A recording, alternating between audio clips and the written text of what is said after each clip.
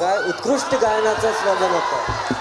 तर मी अंशुमन आणि मी ऐश्वर्या तुमचं स्वागत करते पुन्हा एकदा आरोहमध्ये. श्रावण मासी हर्ष मानसी हिरवळ दाटे चोहीकडे क्षणात येते सरसर शिरवे क्षणात पिवले ऊन पडे. एका श्रावण संध्याकाळी पावसानंतरचा सुरेख तेजोमय वातावरण जसा होतो तसा वातावरण आपल्या गायकांनी इथे निर्माण केलेलं आहे. वाह वाह.